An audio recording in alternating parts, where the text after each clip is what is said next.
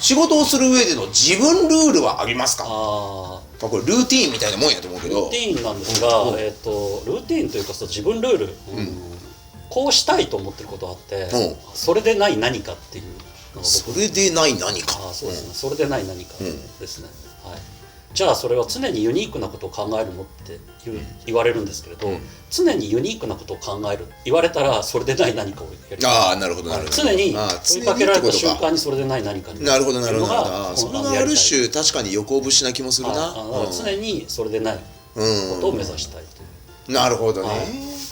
今日ねちょっと数多くの言葉の中にね、自分が書く仕上げが面白くないなんてことを言ってます横尾太郎ですけども、面白い作品っていうのはどんな作品でしょう？仕事からすごい映画とか見てても予想するんですよね。見ながらね、展開を。家とかで飲みながらドラマとか見てるともう妻にこいつが犯人で、でもこの時間帯だとこいつが犯人と見せかけてるけど、あと2回転ぐらいするから3割ぐらいの確率でこいつが犯人だみたいなこと言ったりするんですけど絶対一緒に見たくないって言われるやろそれっていうタイプなんですが、いつも予測をしてるんですよ。わかるわかる。職業柄。でもこれお話考えてる人はみんなやると思うんですけど、それを超えてくるなんか作品は僕面白いと思いますね。だからいつも予想を大体して大体その範囲内に収まるんですけれども、予想の範囲を超えてくる作品っていうのにパッと出会う時がすごいなっていう。でそれが物語のドラマ剣に限らず演出だったり、その複雑な組み合わせだったりいろんなことで起きるので、そこはすごい才能のある作家の作品とか見るとすごいと思って感動しますね。最近ちょっとね感じるのがね、なんか脚本とかいわゆるシナリオの展開をものすごく頑張ってる作品ってすごく多い。なるほどこれ系ねっつってキャッチーなものから企画がスタートするのあるんやけども、でおそらくこれこういうことなんちゃうかなって思って想像して1回転2回転してゴールたどり着いた時になるほどねってならずなんでだよってなることが多くって要はやろうとしてること分かるんだけども、いやそれ成立させるんやったらこことここちゃんとせえやっていうのがあまりにもできていないっていうかね、最近なんかそういう脚本増えたなーってのがね。それなんかそんなに嫌だけどいっぱい見てるんですよ。見てる松山さんいろんな作品見てなんか普通にあれつまんなかったとか言うじゃないですか。言いますよね。クリエイターで割と珍しいですよね。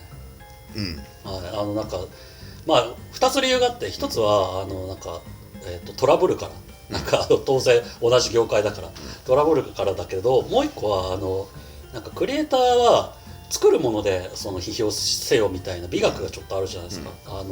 そういう感じではなくやっぱり書いちゃうって感じなんですか、そこは。別の理由で言わない書かない人が多いのが気に入らないのよ。それ言うってことはお前も言われるってことだからねって、そんなことは100も承知だよっていう、どのレベルで議論してんだよってやっぱ思っちゃうのよ。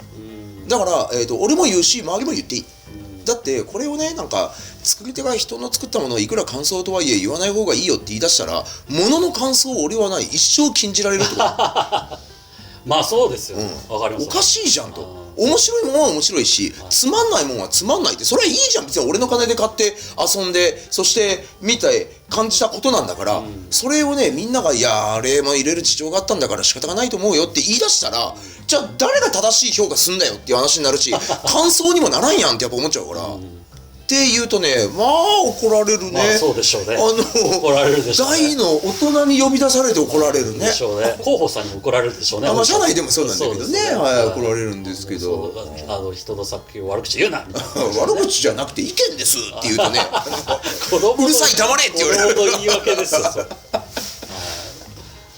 難しいですよね。難しいそこは。エンタメって一人で作ってるものじゃないから、そうやっぱりいろんな実はみたいな裏側があるじゃないですか。もちろん多面的な。さっきの映画でもあんまり面白いと思わない気がするんですけど、面白いと思わないけどそれ映画作ってるのすげえなって思いますからね。僕映画今まで一本も作ったことないし、それをやってる時点でさすが映画を完成にこぎつけただけでもそれだけでも立派だなっていう気がしますね。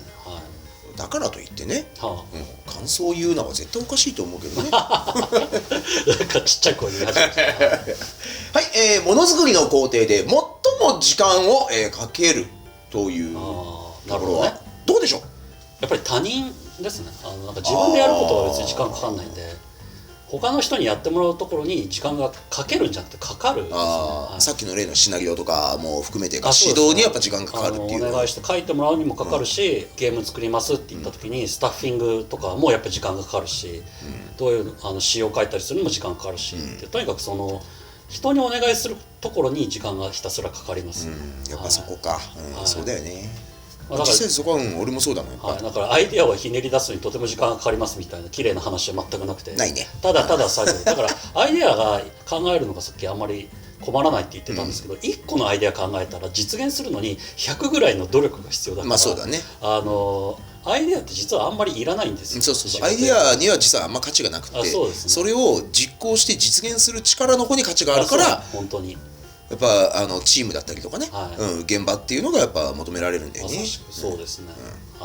さあではいよいよ最後でございます。はい、希望トーク。10年後の理想の自分はなんだろう、さっきも答え言った気がしますけど、死んでるのが自分理想かな。さすがにまだ死んでねえよ。じゃあね、60か。60だよ。まあでも死のうとは思ってないんで、まあ世の中的には死んでるのが理想ですけど、僕個人としてはこうなってるといいなと思うのは、今の僕の予想できない存在になってるといいなと思います。こうなってるのかなって思う人になってないといい。なるほどね。想定想像とちょっとずれててほしいと。そうですね。全然違うことをやってる自分であると面白いなと思います。だけどそれはそうなんじゃない？どうですか？多分ね、ずっと同じ横尾太郎じゃないと思うよ。僕毎回違う作品を作りたいと思ってるんですけど、限界があって、その横尾っぽいねって言われることがあるんですよね、よく。